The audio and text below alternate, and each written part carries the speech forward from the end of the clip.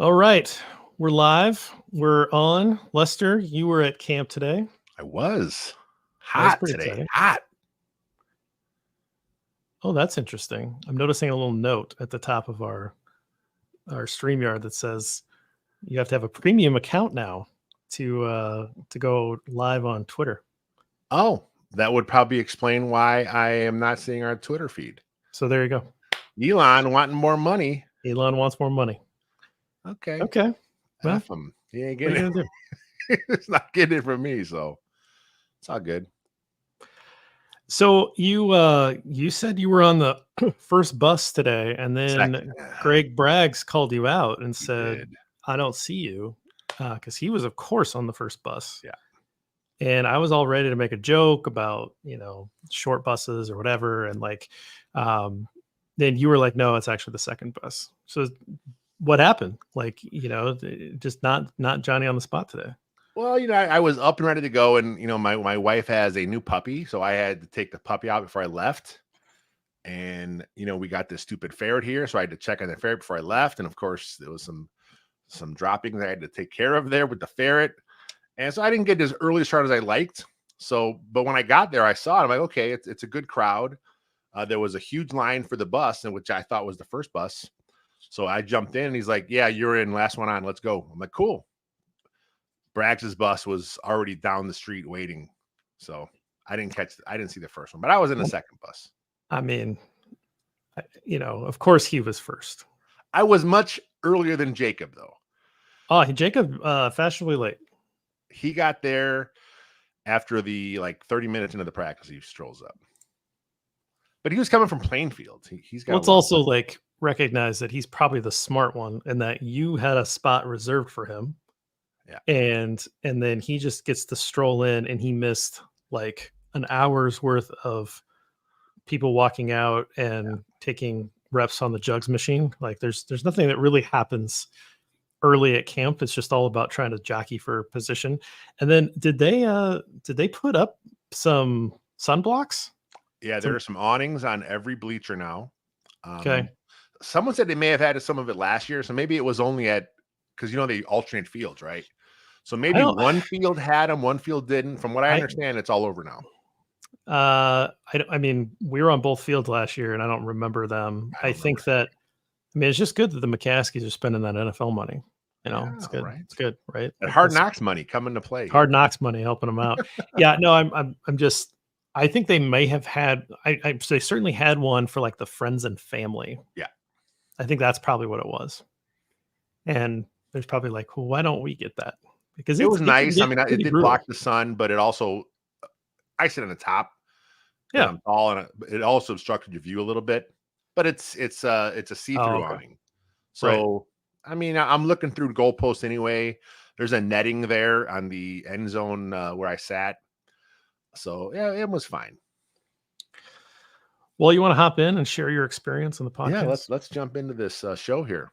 Plus, we're giving away a camp ticket, so that's going to be fun. We're giving away a camp ticket. Should we just say that before we actually launch into the podcast, so the podcast listener doesn't get confused, or they can email us by tomorrow? Yeah, I think we'll hold off one day. We'll give our podcast crowd a chance to jump into the contest as well here. Okay, because it's yeah. All right, let's do that. All right. Welcome to Bear Balance. I'm Jeff Berckes. On the other side of the screen here is Lester A. Wiltfong Jr. Lester, you were at Chicago Bears camp today. Looks like you got a little sun. Yeah. How was camp? It was nice. I mean, I've gone to House Hall every year. They've had it at House Hall, and it's always a pretty good crowd, but it was packed today. I mean, it was the bleacher I was in. It was, we were sitting, we were like shoulder to shoulder, and it was standing room only around the edges. So, I mean, there's an excitement obviously in the air. I mean, obviously Caleb's part of it, but plus they're coming off a 7-win team. Expectations are pretty high. There's the Hard Knocks buzz going on. So this is a tough ticket to get, so to speak. Well, yeah, certainly a tough ticket to get. Those tickets were like completely sold out, super fast, super early. You and I were both trying to get tickets so that we could send part of our team, so that we could do camp reports. We're trying to get you there. I thought maybe I could go. Doesn't look like I'm going to be able to go because I'm going to be doing Hall of Fame stuff, leaving tomorrow to start my trek east to try to get to the Pro Football Hall of Fame, do the game and do the ceremony and all that stuff. But what that means is we've been giving away a lot of tickets. We've been able to get our guys what they need. And now we had a few left over. We gave a bunch away on Twitter. We wanted to make sure we gave at least one away, and we saved, I think, the best one. We didn't get any of the Friday, Saturday tickets from last week. Those were super hot. Those went out fast. But we actually have one ticket. It is for the joint practice on August 15th. I think this is the best open practice ticket that's available. I got to go to both of the joint practices last year with the Colts in Indianapolis. It was just a ton of fun to see like a different team, because then you're seeing how your guys match up. And it was also really fun to interact with other fans. Now, I don't know how many Bengals fans were able to get tickets. I would imagine that it would be like 95% Bears fans there. When the Colts announced that they would have open sessions for the Bears joint practices, there were plenty of tickets available, and then they all got snapped up by Bears fans. And so when we got there, it was like, I would say it was still like probably 2/3 Colts fans to 1/3 Bears fans, maybe not quite half and half, but it was a pretty good split. But it was really nice to like interact with their fans with like low stakes, right? It's just practice. Like, you're not seeing anybody get too upset or anything. And it's just really fun to see another team. You got the Hard Knocks angle that's happening. So we're going to be doing some Hard Knocks stuff, but we got one ticket available. If you're listening to this on Wednesday, send us an email at Second City Gridiron at Gmail. That's 2ND City Gridiron at gmail.com, and say you want the one ticket with your name, and we'll draw a winner tomorrow to do that. And you're going to that practice though, right? I will. I wasn't planning on it, but I work some stuff around at my real job, and I got that one off. I'll also be there this Sunday. So that should be fun. I got 3 this year, maybe another one kind of lucks into me, but yeah, it's speaking of giving away camp tickets, we also had someone give us 4 tickets. Hey, I can't go. I'm not going to be a jackass and sell these like some of the other idiots out there. Can you please give them away for us? So we gave those away. So it's cool that fans are just if you can't use them, here, let's have someone else enjoy the time. Yeah, I can't imagine the people that thought, I'm going to go sit on this website and I'm going to grab free tickets to training camp, and then I'm going to instantly put them up on Ticketmaster or StubHub or wherever they put them to resell them for some sort of value. I mean, it's just kind of, I don't know, I capitalism and all that kind of stuff. I just think it's kind of crappy. And I think that there's technology out there that you could prevent something like that from happening. But we at least, like, there's a reason for us to try to grab the tickets that we grab, because we're trying to get people lined up so that we can bring you the reports and see what happens. But no one really knows their schedule until you actually see what the tickets are, right? Like, there's another people like, yeah, I'm interested in tickets, and you're like, hey man, I've got them for Tuesday, and yeah, Tuesday doesn't work for me, right? So it just kind of depends. And then one person might need 2, one person might need 4, but it's really worked out, and it seems like people are happy that at least some of the tickets are coming back into circulation and not have to be paid for. So, well, between Windy City Gridiron and Second City Gridiron, we have like 26 content creators.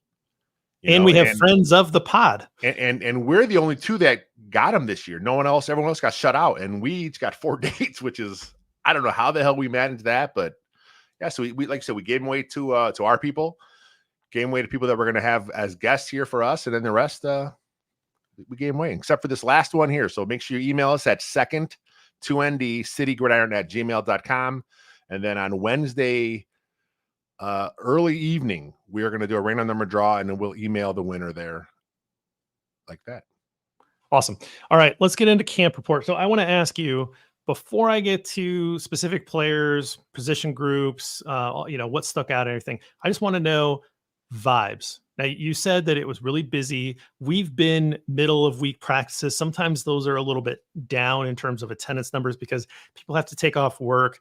Someone like me, I would have to take off multiple days to do the midweek practices. It's a commitment, right? And so generally the middle of the week isn't as populated as say the weekends because it's the weekend. Everybody can come out, right? It's hot. Like, I mean, there was a heat warning, at least here there was.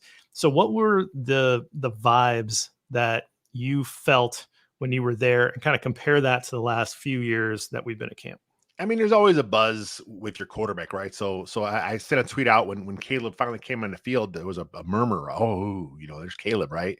And then he ran to the sideline for a drink, and the crowd kind of erupted a little bit. And Gotta hydrate. But that kind of happened with Fields. I mean, we're excited for Fields. We're excited for Mitch. We're always excited for our quarterback, right? So he's going to get the buzz. But generally speaking, though, you just feel something. There's just something different in the air. Like I said, part of it is because this team there are expectations here. This is not like a, team that's not very good. I mean, we're expecting, playoffs. A lot of fans are thinking that's a legit thing.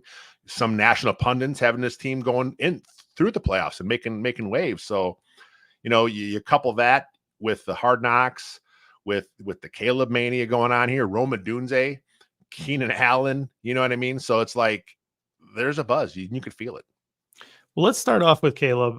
Let's not mess around here. Let's talk about the main attraction. So, rookie quarterback, they were installing the offense before the draft, right? They were using their pre-draft visits to install the offense. So this is not they were not messing around and saying like, oh, he's got to earn it through camp, and we're going to split reps with the veteran that we brought in to no. This guy's starting from day one, and so he's getting the first team reps, and he's facing a defense that have pretty high expectations, and you're learning the offense. There's the install, there's all these new receivers, there's all these new elements. You've got the offensive line, the pads are on, right? Like you're starting to see the pass rush maybe come home a little bit too often if you're hoping for the offense to do well here. So like, what overall stuck out to you about today's practice for Caleb Williams? Similar to what I've heard about the other practices up and down.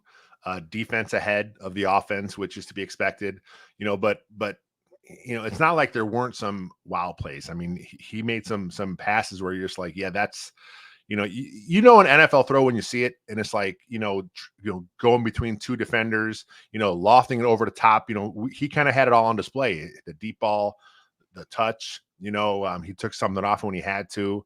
There was a drill they were doing. It's just a stupid drill. They were just chucking balls into a basket right in the corner of the end zone.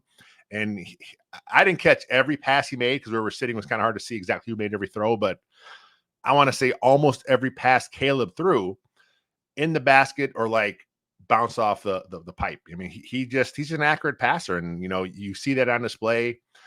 Again, some of the 7-on-7 stuff, you're like, oh, that would have been a sack in real life. Okay, yeah, but they're still kind of go through the what happens when the play breaks down. So the scrambled look comes on. You see him kind of moving to his right or his left, still throwing with accuracy on the move. And like, man, we've been talking about it. This guy, please let this be the guy, because it just seems like it should be that way. Well, I know that was a big criticism, last year with Justin Fields. We watched a lot of those 7-on-7 drills, and you put a stopwatch on it, and there was a lot of holding the ball. And some of that is maybe okay, right? Where you got to extend the play, nothing's there. You go through a couple of reads and you got to go. You're hoping that those are lower percentage than what we saw in the past. But I think that it's also one of those things where you can't assume a sack either, right? This guy has some escapability. He knows how to climb the pocket. He does know how to extend the play clock a little bit, if you will. And so he is going to make some plays out of structure. That's part of what you purchased with that number 1 overall pick here, is that he does have that ability. So that stuff is somewhat nice to see happen in practice anyway. Some of that creativity that you're probably going to see in a game. I'm glad you said that. You can't assume the sack. You never hear that when people are tweeting out or making their comments about, oh, that was he held the ball for 4 seconds. It would have been a sack. You can't assume the sack. You couldn't assume with Justin Fields. You sure as hell can't assume with Caleb Williams. We kind of see some of the stuff he does. Like you said, he'll move the pocket. He'll move up in the pocket. He will look for throwing lanes when he can. So, in these 7-on-7 and even the 11-11 stuff, some of the stuff is like when the rush is there or the presumed rush is there, he'll roll right or left. Whereas game time, he may squirt up the middle. He may look to take off running. Some of these plays where he's kind of scrambling around behind the line of scrimmage to make a play with his arm, In a real game, he may see 15 yards of grass in front of him. He'd just take off and get a first down. So you can't assume the sack. You can't assume it would have been a bad play. Just let things play out. And hopefully as the offseason progresses, he keeps getting better at that.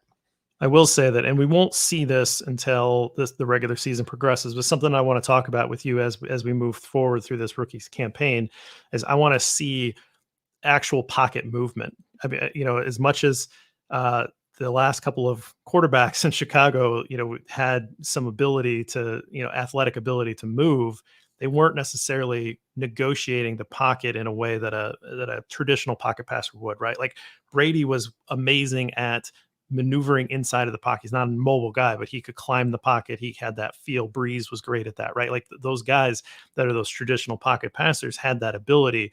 And you see some of that in Caleb's college tape. And so it'll be fascinating to see if that translates quickly, because if that happens, that sort of feel and allow yourself to work yourself through progressions and keep your eyes downfield, that's going to show up and really translate well in the pro level.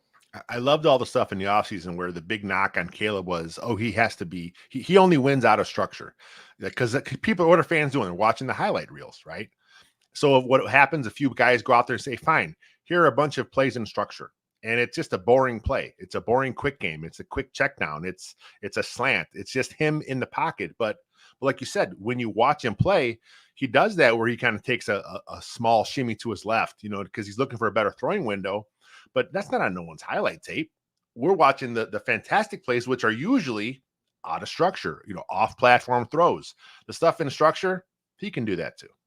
Yeah, it's like watching a highlight film of Michael Jordan's dunks and being like, yeah, but can the guy hit a three? Can he hit, all I'm seeing is dunks, And it's like, yeah, those are the fun plays. Of course, you're going to watch the big highlights, right? No one put a game film or a highlight film of Devin Hester 15-yard punt returns, right? Those are fantastic and amazing, but no one put, it's always just the touchdowns. Yep. I wish there was more of those. Somebody needs to go and make that 10-minute highlight film of Devin Hester 30 minutes. I would watch it.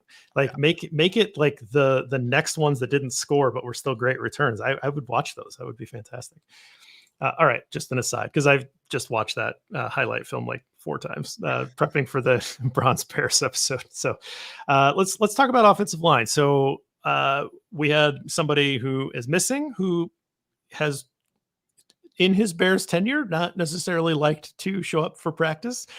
So that pushed sort of the alternate offensive line configuration. So talk about what you saw about who was starting on the offensive line, who was missing, and what you saw out of those guys today. Yeah, Nate Davis is gone again. I mean, this is now, I don't think he's practiced in a couple of days now. Flus, no one's really saying what it is. It's a strain of some sort. Who knows where it is? He was, when I was there, I didn't see him doing any jogging or anything. So I'm assuming it's lower body strain, possibly. I mean, he had a rough first year in Chicago. A lot of it was personal. He had some issues going on off the field, but there were a few nagging injuries. There was an injury in season. We heard rumors of what his time was in Tennessee, where it was similar, where he just isn't a big, OTA volunteer guy, which is fine. A lot of guys in the league just don't do voluntary OTA. That's their right as a player. But when camp comes around, you got to be out there. And if part of getting these little minor bumps and bruises and strains, some of that comes back on not being in shape. I'm not saying it's everything, but that's part of it. So maybe there's something there. So, I mean, they still say he's a starter when he's ready. But as of today, it's Coleman Shelton at center. Ryan Bates is your right guard. And then the rest, of course, Braxton Jones, Tevin Jenkins, Darnell Wright. And I mean, the O-line is behind the D-line. They have been that way since camp has started.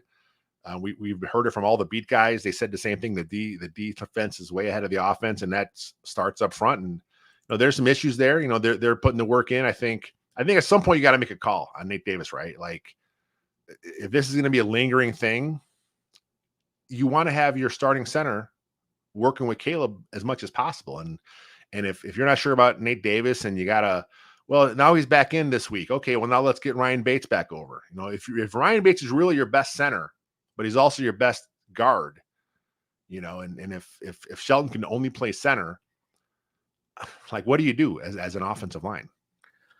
Lester, I don't know that we have ever done this, but I'm going to break some news to you.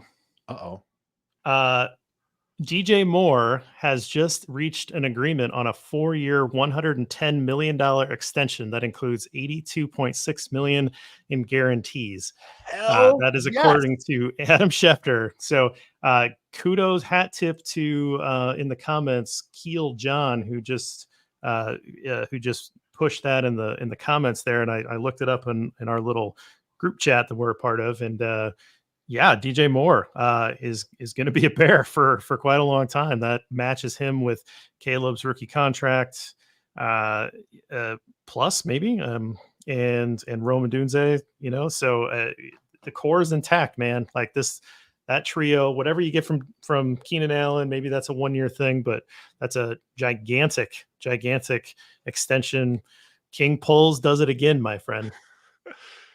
This was expected at some point, right? I mean, Sure. he's young enough to get another deal, and he still had 2 years on his deal. So yeah, I wonder, like, does that extend out? Yeah. For after that? Is it like kind of reshaped? Because he was clearly underpaid. Like that. I mean, like that was part of the appeal, I think, of getting him. I assume that Poles saw DJ Moore a lot like I saw him as this premier wide receiver that was maybe hidden in a bad offense with some rough quarterback play.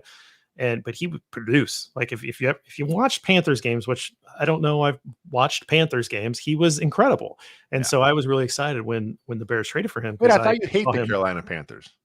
You know what? For a whole year, I hated them. That was great. But before that, you were previous to that, okay. I sure liked DJ Moore. I liked watching DJ Moore anyway. Yeah. And so part of, I think, what was attractive was he was able to have a cost controlled contract on a player that he thought really highly of. Moore came in and had such a great first year. Obviously, he's had a good offseason. He's established himself as a leader in this club, in this locker room.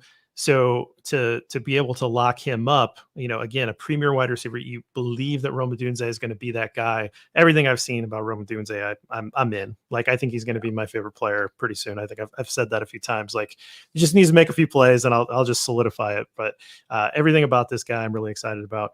And you pair him, Odunze, with Moore as that core going forward. Whatever Keenan Allen can give you, maybe he wants to stick around, but that's great. Like that, to be able to secure that for the entirety of Caleb's rookie contract, I think is really important. I mean, that's the reason, right? Because they got Caleb on the rookie deal. I mean, so if you have a quarterback that you don't have to pay that, buku bucks to, you can afford to bolster the other guys around you. This is why I never thought that Keenan Allen was a lock sure 1-year guy. I mean, let's let it play out. Yeah. He may really like playing with Caleb and DJ and Rome. He may like it here. I know he still lives in California, but you never know. And at some point he will be to the point where he's looking to chase a ring. Maybe he looks around and says, "This is where I'm going to get my ring." And he, again, we're talking about this wide receiver trio, opening it up to that. But you think about Keenan Allen stating goals like, "This is my path to Hall of Fame, next year, let's keep going." And I've talked to some Hall of Fame people, and not spoiling anything necessarily, but that Bronze Bears episode will talk about potential Bears that may have a chance at the Hall of Fame down the line. We talked a little bit about Keenan Allen, and one of the things that I talked about with these Hall of Fame experts was like, he's got to really stack a few more really good years and really bolster those stats. He really needs to retire kind of behind Larry Fitzgerald as like the number 3 guy in catches and yards. Like he really has to keep going and accumulate a lot. But one of the things that could really help him is to play for a team that's playing deep in the postseason, that's maybe able to win a championship. Those guys create those moments in voters' minds. And so if he can be a premier player on a team that's going deep into playoff runs and capturing a championship, that's a really good path to being able to get a bust in Canton as well. So yes, I mean, we're getting ahead of ourselves. I don't want to sound like we're predicting the Bears are going to win championships, right away or anything like that. But I think that this is really exciting because it really shows the commitment of and modern thinking. Let's give Ryan Poles credit for some modern thinking, right? It's not like they're putting a bunch of money into, the defense only, and kind of saying like, hey, we got this quarterback, and if he's that good, he'll figure it out. Like, whatever he can make up for everything else. That was the Jay Cutler plan, wasn't it? Right, exactly. So they're putting, the dollars and the support behind this plan to make Caleb's path as easy and hopefully as successful as possible. I'm excited. That was great news. I love it. Yeah, that was fun. Like I said, I don't think I ever got to break news to you. Look at you. Yeah, well, and hat tip to the comment section. Exactly. So. All right, so real quick, we'll take a break. On the other side of this, I want to talk about the defense, and then I'm going to get Lester's 3 bears from this practice that he went to today. Stick with us. All right, Lester, we're back. I said defense, but I got to ask about our punter, the crocodile punter, Tory Taylor. I already saw a few tweets like booming out. I've seen some tweets from other practices pinning him down. Was there a punting session? How do you look? Anything stick out? Yeah, I mean, when he was punting in front of us, I was trying to time some of his punts. Yeah, I mean, the one I got for sure was well over 5 seconds, 5:13, I think it was. And it looked like it was going down right towards the end zone. They were punting away from us, so I couldn't actually see where the ball was landing. But yeah, I mean, he's the real deal as far as punters go. I mean, we've heard it all this whole time. And just so you know, when I do tweet out these punter things at camp, that's just for you. That's just serving you up your Iowa Hawkeye punter there.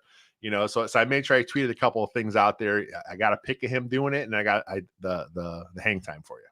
I love it. I love it. Well, I think that I guess the follow up to that is, was there actual excitement in the stands for him? I don't think so. I No? mean, there was like around us. I mean, yeah, I was with Jacob at the time, and we were kind of talking about Tory Taylor booming it. We're like, oh, we got to get a hang time. We got to get a clock on this. So the few people in our general area, yeah, but it wasn't like it was like a designated punting section of the practice.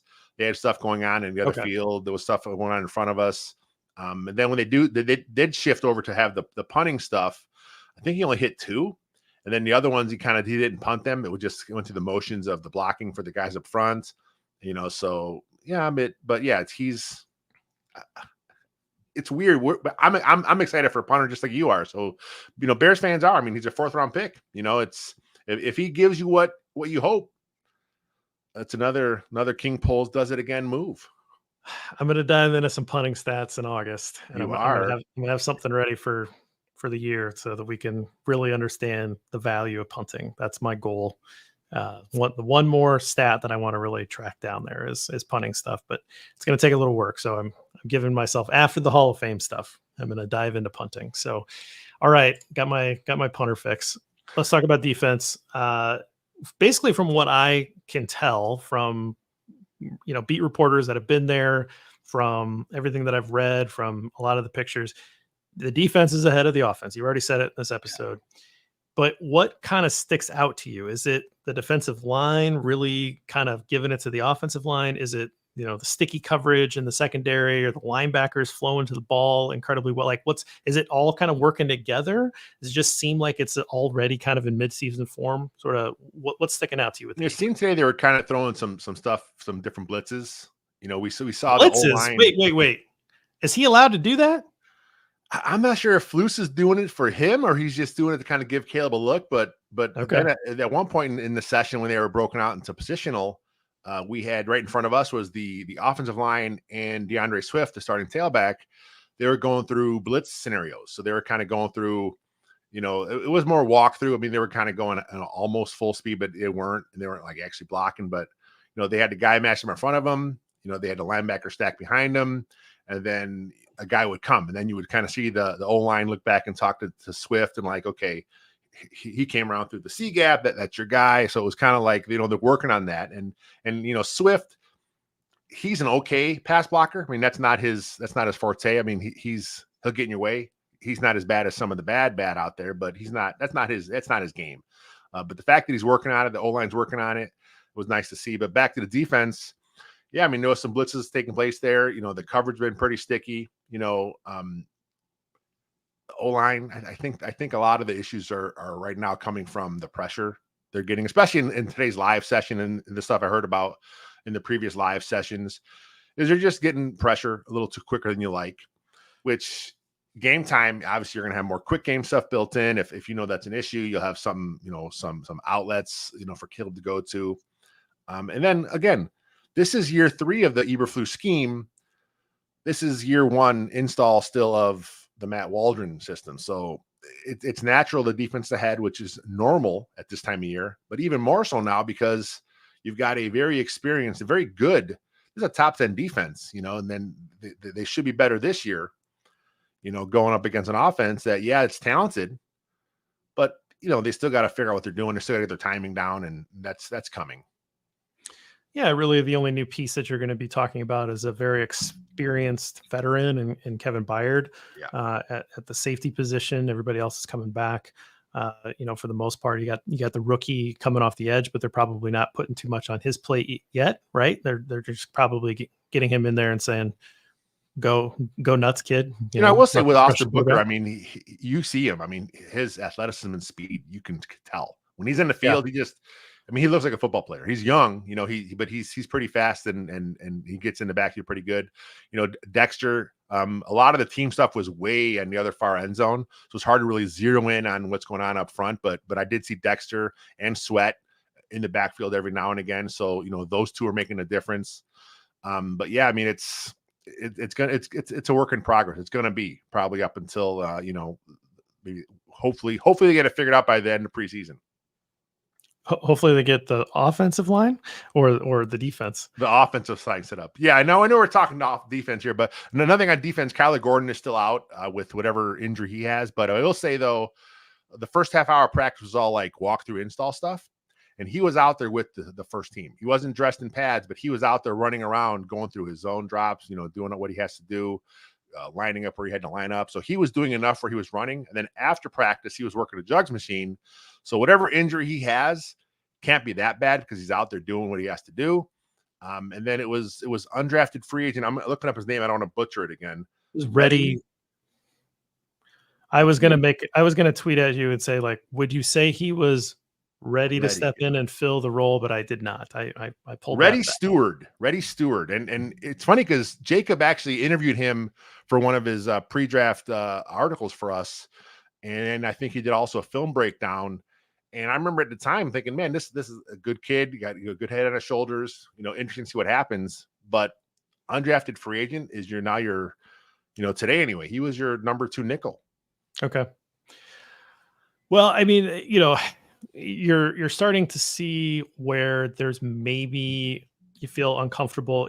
Another defensive lineman needs to be added to this group somewhere, right? It's either another 3 technique or another defensive end, edge player. Like, that'll happen, I think, before the season starts or maybe early on in the season if there's a trade that comes up. But I don't think Poles is done.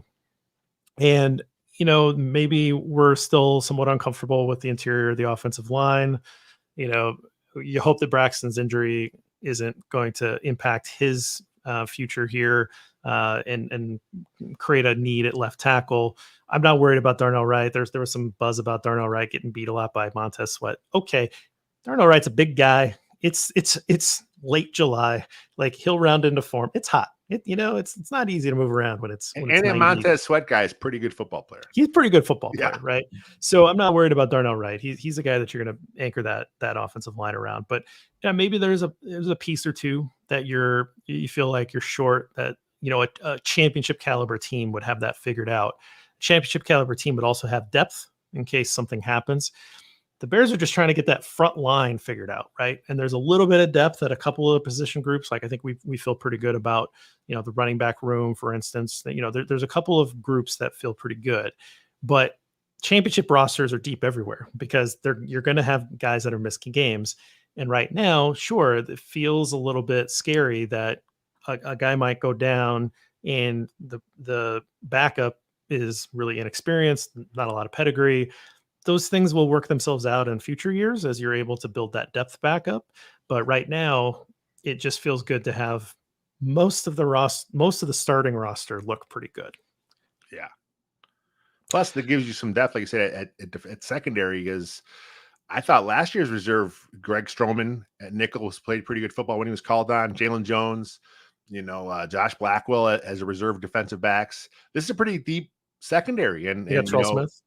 Yeah, I mean, maybe at some point when you get closer to the end of the training camp here and you realize what you have to cut down, maybe a team comes calling, hey man, can we send you a 6th-round pick for Greg Stroman Jr.? I mean, I'm not saying it's going to happen, but I mean, it's possible. And you have that many players that put pretty good film on tape. And if they all look pretty good in preseason, I wouldn't be surprised to see someone calling for a backup for the Bears. That's probably the best position group on the team by far. Yeah. So, all right, I want to ask you, we're going to do our 3 Bears category, but again, I wasn't at practice, you were, so this is about you. So you get to pick the Bear that gets the hot bowl of porridge, guy that kind of stuck out to you as being like, wow, that was a really great practice. Didn't expect that out of him, or just kind of made a great play. And then we'll get the opposite of that, and then we'll get the just right, something you expected. So let's start with the hot. That's a tough one. Like I said, the defense was so far ahead, but it was a lot of different players, So I mean, I think Montez Sweat, like I said, I did see him in the backfield quite a bit, and this is my first time really seeing him up close and personal. And like I said, he's a good football player. He's beaten your first-round draft pick Darnell Wright. He's beaten Braxton Jones, and so I mean Sweat. I was excited. There was a few guys I really wanted to see out there, but taking a good look at your Pro Bowl defensive end, that was a good guy to keep an eye on when I could. Well, we said it when the trade happened. There was a lot of buzz about Montez Sweat and Chase Young being available, and it was like, you want Montez Sweat? he is a better. I don't care about the pedigree. And really, the pedigree's there too. Like he just was a little bit lower of a 1st-round pick, but it was for reason, not for physical and football reasons. It was just some other stuff. He's a really good football player. Plenty of talent, plenty of athletic ability, and then he's really made good on all of that, and is going to earn that contract. So flip it around. Cold bowl of porridge. Who you handing that one to? So I'm watching the game, the practice today, and I just didn't see a guy do much, right? I'm like, okay, whatever. It's a packed offense. It's fine. And then I was talking to a guy who's there every day, one of the reporters that covers the Bears, and he mentioned that it's been a theme. Cole Kmet has not really done much during these camp practices. And, we were at camp last year, and Cole Kmet was a focal point, right? I mean, he was catching a lot of balls, and, I didn't see him do much today. I mean, look, there's only one football. That's what we've heard when they added all these new players. And maybe that's just a product of the scheme. Maybe they're just trying to work through the receivers because, obviously you want to get the ball in their hands better. Komet's going to be more of a check down option anyway. In the offense, more of a, find a hole in the zone guy, and I'm going to come back to you. I mean, I can't see him being your primary read on a lot of plays. So, but, he's coming off a career high. So, the fact that he's not able to get too much involved, it's something to keep an eye on here going through the rest of camp. Hey, you see, there's a few people, on Twitter and in the comment section, and there's a few people that are like, Cole, the arrow's pointing up. Cole Kmet's going to have, this even better season, and it's like, no, like I really don't think so. And it's not because of him. He's still the same football player. But there are premier wide receivers in this offense now, and they had one last year with DJ Moore, but now there's 3, and it's just the pecking order is just going to gobble up too much of the percentage of the pie here for him to be able to match what he had last year. Caleb Williams would need to have 5,000 yards passing or something like that to even have the 4th option, maybe even 5th option, depending on how much they want to feature Swift out of the backfield for him to approach the stats that he had last year. So, I mean, if you're thinking like, I got to get Cole Kmet on my fantasy team, he's my tight end, I would urge you to look elsewhere if you could and try to get one of the wide receivers on the Bears, because that's where I think the bullets are going to go here. So, I mean, considering the position league wide, I mean, I think Cole Kmet still, he'll be fine. The thing with Cole Kmet is he could have a statistically worse year this year, but as far as the team goes, he may grade out better. Right. I think as a blocker, he's getting better each year as he's been in the pros. He's gotten better there. And then once the offense is going, and once we see how teams defend these guys, and like I said, there's 3 good receivers. You're not going to double. No one is going to care about Cole Kmet. if you're a defensive coordinator, I think he'll get his. He may not come close to what he had last year. I think he'll get his, and I think he'll be fine in the blocking game, and I think he's going to be a good football player for the Bears. Yeah, there's nothing about him not being a good football player if the stats aren't the same or Yeah. better. Like that's not really, it's certainly not how you judge the tight end position. Because it's so multifaceted. So yeah, that's interesting. That's a good nugget. What do you have for just right? I'm going to go back to Caleb, Okay. because again, he threw some picks today, and of course, with social media, the interception that he threw, he was going to Cole Kmet. Actually, it looked like triple coverage. It was a bad ball. I mean, I don't know why he threw it. I think he's trying to work on something. Obviously, that's what camp's for.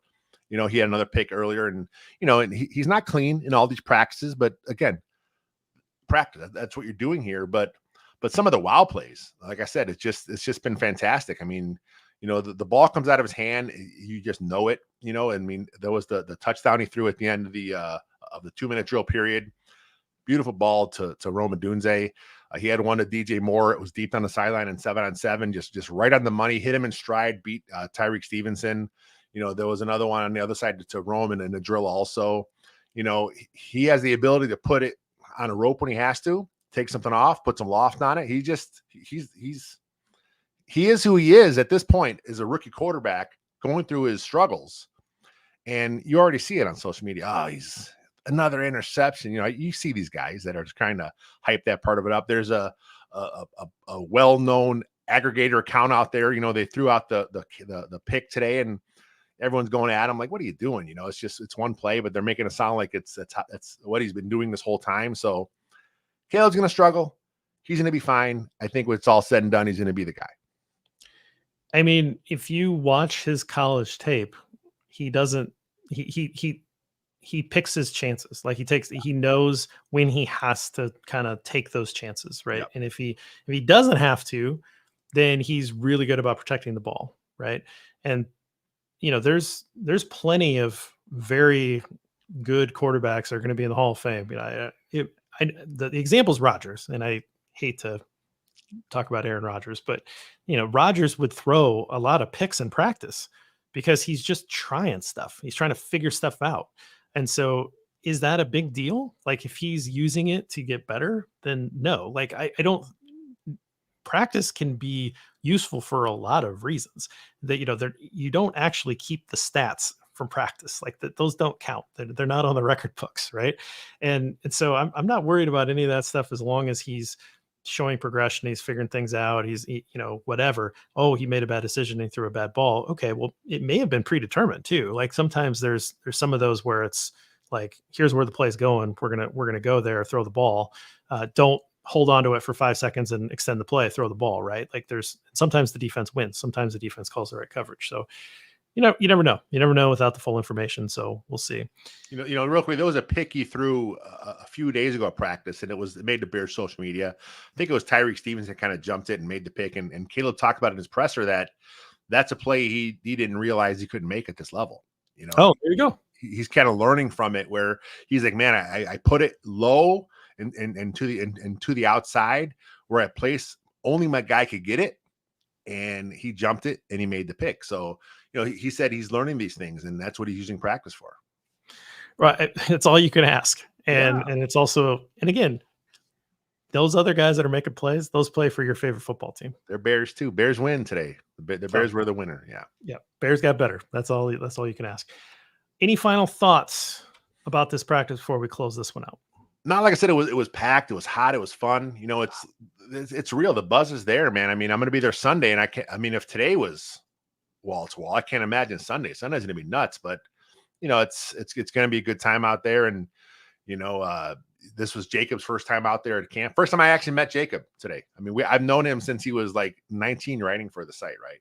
And now he's like, 24. we had him on a Bears Over Beers episode when he was getting ready to go to college.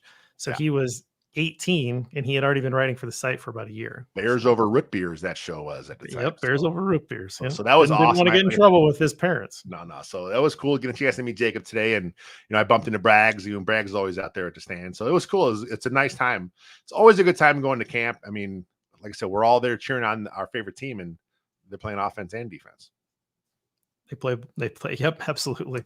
All right. Well, we'll get out of here. We'll stick around for a little while. Hey, you want to plug the contest again one more time for you? Yep, absolutely. So we'll stick around for a little bit to hang out with the YouTube crowd here. If you ever want to join us during the year, day after the game, we hang out at 6:00 Central Time on the YouTube channel and talk about Bears, go through our categories and all that fun stuff. So if you want to make that part of your weekly ritual, we would definitely accept you in the comment section. If you want to go to Bears practice, at the joint practice on Thursday, August 15th, we have one ticket remaining. Email us at 2ndcitygridiron@gmail.com before midday on Wednesday, and we'll draw from everybody that emails us, and we'll send out that one ticket. We only got one, but we already got a nice group in the email. Man, they're already coming at it. That's good. That's great. It's going to be this was the ticket that I wanted to use for myself. I already gave out. I gave one to Lester. I gave one to Sam. I gave one to Brendan, who will be on the show that night, recapping. I was keeping this one for myself because this is the one I really wanted to go to, but I can't do it. I just other stuff going on that's not going to allow me to go do this. So this is my personal ticket, and I held on to it. You wanted to give it away. Lester wanted to give it away, I don't know, a week ago. And I was like, hold on, maybe something will change. And I was, it's not going to happen. So I'm giving away my ticket. So whoever gets it's going to have some fun. So, all right, well, that's it for this show. We'll be back with more camp coverage. We'll be back with more Hall of Fame coverage with my Bronze Bears series. And we'll be back with some Hard Knocks coverage. I'm going to do Hard Knocks live streams after every Hard Knocks episode. So plenty of Bears content coming at you in the month of August. We are like fully back into this thing. So look out for that. And until next time, bear down.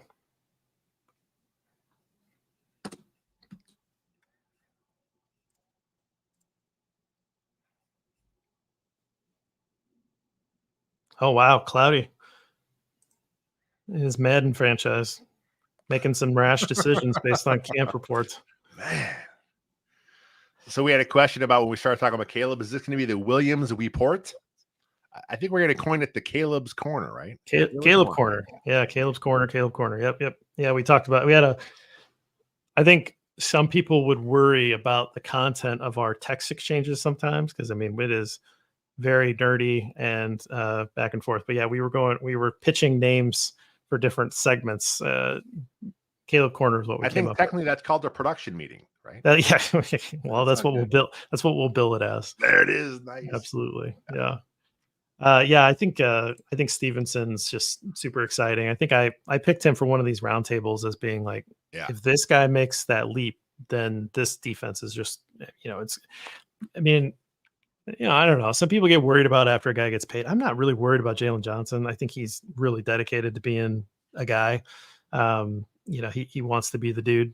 And, Kyler Gordon I think he's already there. Like, I think he's a good football player. And Stevenson, I think people want to say he's really good. He showed amazing progression throughout last year, but that sophomore year is so important for a corner. And I think he showed everything you want to see in his first year, but that second year is so important. And if he can do that, and if he can really kind of establish himself, and he's going to get the opportunities, that's the thing, is that Jalen Johnson is a known quantity. So they're going to target him. So he's going to have those opportunities. And if he becomes the ball hawk, if he's the guy that produces, on the ball, then where do you go? Where are you targeting? Right? Gordon's going to run in the slot, and he's going to wipe away a lot of slot receivers. So is it just people are going to go after the tight end and pick on Byard and Brisker? Where are you going to go in the passing game if those guys can really be this lockdown trio? That's really exciting. When I mentioned Sweat as for my hot bowl of porridge, after I mentioned it, I thought I could have probably went Jalen Johnson too, because there were some times in some of the one-on-one drills where, the one-on-one drills the receiver one-on-one against the DB, those benefit the receiver, right? Because it's just, they're out there one-on-one matched up and, but yeah, Jalen Johnson, he was out there in sticky coverage. I saw him in some of the team stuff, they weren't really going his way. Yeah, I'm like you. He got paid. It's not going to go to his head. He wants to be the best corner in the game, and I think that's where his goals are. Yeah, absolutely. There's a comment here about big men get better as the year goes on. I think that there's a little bit of getting into the shape. It's also, I mean, Lester, you're a big guy. I've spent most of my life as a bigger guy. When it's hot out, it's hard. It's Yeah. hard to. It was It's hard like to, 90 degrees today out there. I mean, yeah. it was this is definitely the hottest day of camp so far. So yeah, that's there were a couple times where I saw Darno right off to the side, and he kind of looked like he was maybe laboring, and I'm like, oh, is he injured? And I'm like, oh no, he's probably just catching his breath because it's hot and humid out there. Yeah, that's why it's always anytime your team plays the Dolphins, you hope that you play them later in the year Yes. and not like, a September game in Miami, because they put you in the sun and they bake you. And, if you don't get out to like a 3-touchdown lead, like they're going to wipe you in the second half. Right. It's no joke. It's no joke. The Heat get you. Yeah. Well, anything else? I mean, I'm glad you went to camp. I'm bummed that I'm going to miss it this year, but I'm going to be at the Hall of Fame game. So you're going when are you going to Canton? You leaving tomorrow? I'm going to get part of the drive out tomorrow and then get there on Thursday for the game. I'll have a press credential. So that's exciting. And we'll see about that. I'm kind of curious, like if they'll feed us, it's like what all the reporters always talk about. They always want to like take pictures of the food. At the big events, right? Yeah. Right. And like at the NFL draft, there was food both times that I covered the draft. So I'm curious, like, is there going to be like, do I need to worry about dinner, or is there going to be food there for me? Right. And then I'm curious about the ceremony. So are you in the press box for the game? Well, or do you get only? Yeah, I think so. I'll be in the press box. I'll be able to set up there. I don't know that they'll let me on the field or anything. No. So I'd probably be in the box. And ceremony, you got credential for the ceremony too, right? Right. And there's a media. I think there's a media tent, an area that's dedicated for that. So I don't have to worry about trying to get a spot. So, all new for me for the Hall of Fame for sure. That the draft's kind of its own thing, but there's an opportunity for the press to go to a presser with all the inductees, and obviously McMichael's not going to be there. But his wife will be there to accept. And so she'll be at the podium, I believe, with Hester and Andre Johnson when I'm on Friday. So hopefully I can get some stuff there. And then Peppers will be like in the next group that day. So try to get a question in. It's hard sometimes if it's crowded. Experienced reporters are very elbowy. Yeah. There's a lot of competition to get a question. When I was at the draft, I didn't have a chance. Like the people yelling questions were very aggressive. So so you guys make sure you follow JB on Twitter, because he'll be tweeting out some stuff there at Gridironborn. You want to catch his live takes there at the Hall of Fame game, and I'm sure knowing you're gonna probably find some nice crazy jerseys in the wild you'll tweet out too, right? Oh, that's ideal. Yeah. I can find some jerseys to. It was very boring today at camp. There was no ridiculous jerseys. I'll say wear jerseys. I only saw like 2 Fields jerseys. Oh, and it's like, dude, he just he's only gone a season. I remember seeing so many Mitch jerseys, right? Like throughout the whole time, and it's very odd that like all of a sudden, I don't know if that's like in loyalty to the new guy, they don't want to wear the old guys. I mean, that could be part of it, but there was nothing. I saw a bunch of new nameplates. Change it to Johnson. Oh, maybe that's going to be what people do. I mean, it would be smart if you could. If you've got a nice jersey, I mean, the nameplate upgrade isn't that much. No. So, or upgrade, whatever. I would urge people to look into that, because you can save your jersey. I mean, if it's one of those screen print ones, like I think that would maybe, I don't know how that would work, but if it's a stitch on, like if it's a screen print, just get a little duct tape. That's all you gotta do. Yeah, a little duct tape, just write a new name. Yeah, I've seen that before.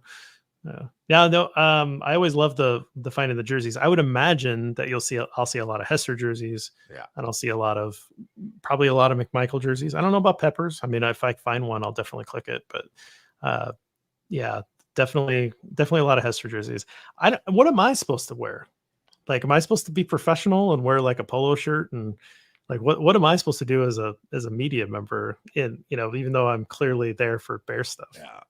I mean, I don't think you're supposed to wear the garb. You're supposed to. I don't think I'm supposed to either. I don't think I can wear my Tevin Jenkins pancake shirt. Yeah. All right, fair enough. Yeah, I'll look professional. That's not even a question. You're going to be there looking to the nines. You're going to have your it's too hot to look to the nines. Yeah. It's hot. Yeah, it's true. I'm not wearing a suit. Are you kidding me? No, I'm worried. I'm not sure what I got.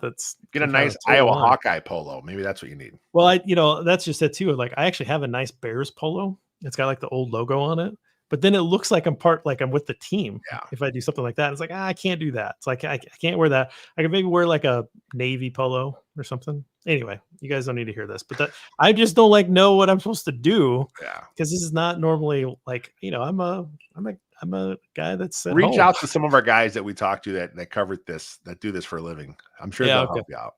All right. They're always willing to help out. So yeah, we probably do need to get our own logo on stuff. Right. Yeah. And I got a friend that's working on a logo for this show. Specifically. Yeah, nice. So that'll be fun. And I think it'll be nice enough that some of you might want it on a t-shirt. Nice. So we'll try to get it on a t-shirt for people.